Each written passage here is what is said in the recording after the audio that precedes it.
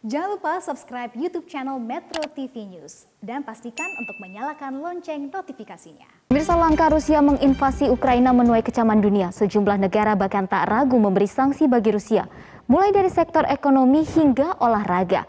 Lalu negara mana saja yang sudah memberikan sanksi terhadap Rusia? Nah, berikut ini kami tampilkan data-datanya. Yang pertama kita lihat dulu ada Amerika Serikat. Jika kita ingat, memang semula sanksi untuk Rusia hanya dijatuhkan oleh Amerika Serikat dan sebagian negara di Uni Eropa. Namun seiring dengan semakin memanasnya konflik, beberapa negara lain pun ikut menjatuhkan sanksi terhadap Rusia.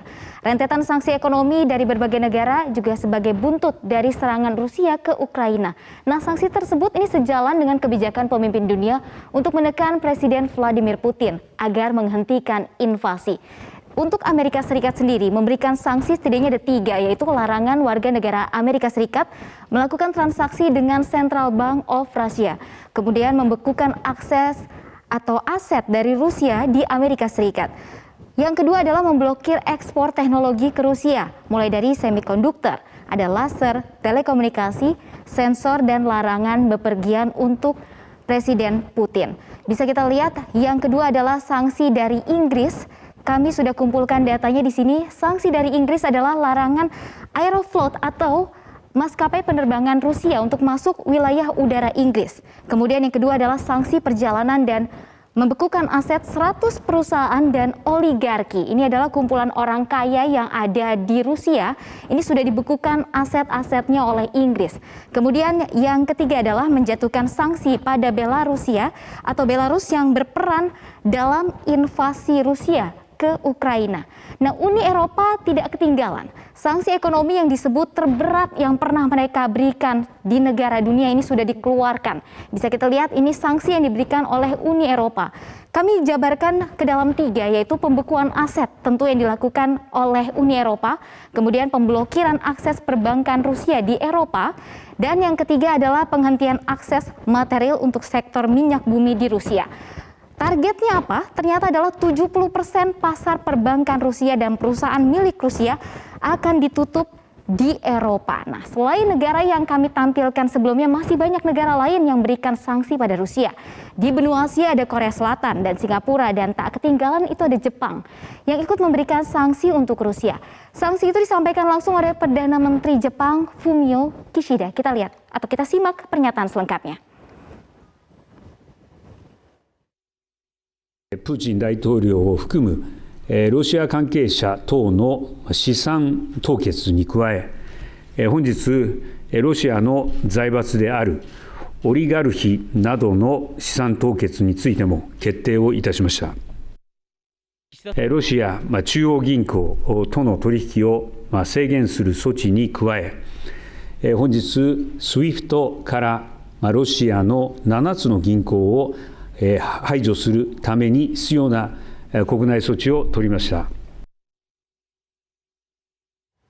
Selain sanksi dari sejumlah negara, yang terbaru sanksi perbankan SWIFT juga dikeluarkan. Apa ini maksud dengan SWIFT adalah Society for Worldwide Interbank Financial Communication, atau yang merupakan sistem pembayaran yang menghubungkan ribuan lembaga keuangan yang beroperasi di seluruh dunia. Sistem ini memungkinkan lembaga keuangan termasuk bank bisa mengirim atau menerima data transaksi dengan cepat dan juga aman. Nah, apa yang terjadi jika sanksi ini kemudian diberikan kepada Rusia? Ternyata ada beberapa poinnya, yaitu akan memblokir sistem jaringan pembayaran internasional dalam perdagangan. Kemudian yang kedua adalah memutus akses jaringan keamanan tingkat tinggi dan juga mempersulit perdagangan bisnis yang terjadi di Rusia. Tentu ini akan menyulitkan perekonomian di sana. Yang tentu menarik juga untuk kita ketahui apa dampak sanksi-sanksi tadi terhadap warga Rusia. Ternyata cukup banyak dan sebagian besar berkaitan dengan ekonomi warga. Kita lihat di sini adalah pembatasan penarikan uang di kantor perbankan. Namun untuk ATM ini memang masih ada sejumlah bank yang menyediakan ATM untuk mempermudah masyarakat di Rusia untuk menarik uang. Kemudian ada antrian penukaran falas karena dampak turunnya mata uang rubel di sana. Untuk keterbatasan dan kenaikan bahan pokok tentu juga terjadi karena pasokan dan juga impor maupun ekspor ke Rusia ini atau dari Rusia keluar ini sangat terbatas. Sehingga ada kenaikan harga bahan-bahan pokok. Dan yang terakhir atau keempat adalah akses sosial media juga ikut terbatas. Nah, pasca datangnya sanksi dari sejumlah negara dunia, Presiden Putin pun langsung mengadakan pertemuan virtual dengan negara tetangga. Ia menyebut Rusia tidak memiliki niat buruk terhadap tetangganya dan meminta mereka tidak menjatuhkan sanksi apapun di tengah tindakan Barat yang memberi sanksi kepada mereka. Kita simak pernyataan selengkapnya dari Vladimir Putin. Если кто-то не хочет с нами сотрудничать в рамках единой кооперации и сам себе наносит ущерб таким образом, он нанесет ущерб, конечно, и нам. Но в чем? Нам придется сдвинуть некоторые проекты чуть вправо, приобрести дополнительные компетенции, так как мы это делали по целому ряду других проектов, в том числе, скажем, в авиации. Но мы все равно решим задачи, которые перед нами стоят. Все равно решим. И больше того, даже в конечном итоге выиграем от этого, потому что, как я уже сказал, приобретем дополнительные. Pertanyaan berikutnya, lalu apa upaya dari Rusia menyelamatkan situasi yang bisa dibilang sudah menyulitkan ekonomi mereka, terutama dampak yang ditimbulkan pada perusahaan lokal di sana. Ternyata ada sejumlah kebijakan yang kemudian ditempuh oleh Rusia, diantaranya adalah menyiapkan dana sebesar 100,3 miliar US dollar atau setara dengan 147,2 triliun jika kita kalikan dengan kurs 14.300 rupiah. Kemudian yang kedua adalah berdialog dengan investor agar tidak meninggalkan Rusia. Karena kita tahu kemarin ada sejumlah perusahaan asing yang sudah meninggalkan Rusia atau menutup kantornya sementara di Rusia.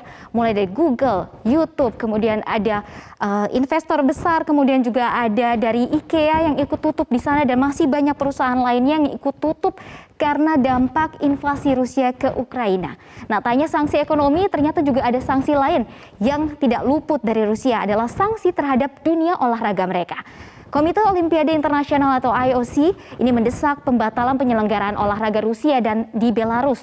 Belarus ini ikut mendapatkan sanksi karena dianggap mendukung invasi Rusia ke Ukraina. Kita lihat yang pertama emang dari IOC, ini mendesak seluruh federasi olahraga untuk membatalkan atau memindahkan kegiatan olahraga yang berlangsung di Rusia dan juga di Belarus.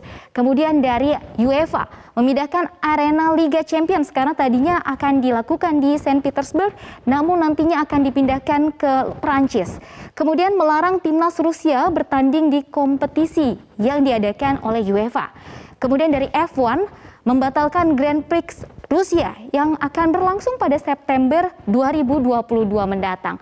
Kita lihat ada lagi dari FIFA, yaitu dilarang menjadi tuan rumah sepak bola di bawah naungan FIFA dan juga pertandingan kandang timnas Rusia akan dipindahkan ke tempat yang netral.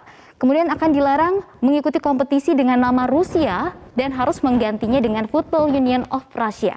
Nah, nantinya juga mereka akan dilarang untuk memutar lagu kebangsaan, mengibarkan bendera Rusia di ajang-ajang internasional. Kemudian dari BWF atau yang menaungi bulu tangkis, ini membatalkan semua pertandingan di Rusia dan juga di Belarus, melarang pengibaran bendera Rusia dan Belarus, juga ada larangan pemutaran lagu kebangsaan Rusia dan Belarus untuk pertandingan bulu tangkis. Nah, sanksi demi sanksi telah diberikan dunia pada Rusia. Namun hingga kini belum ada tanda-tanda invasi Rusia akan usai ke Ukraina. Haruskah invasi Rusia menelan banyak nyawa baru mereka sadar untuk segera mengakhirinya? Kita harap dengan suara warga dunia termasuk Indonesia yang terus mengecam dapat membuat serangan Rusia mereda.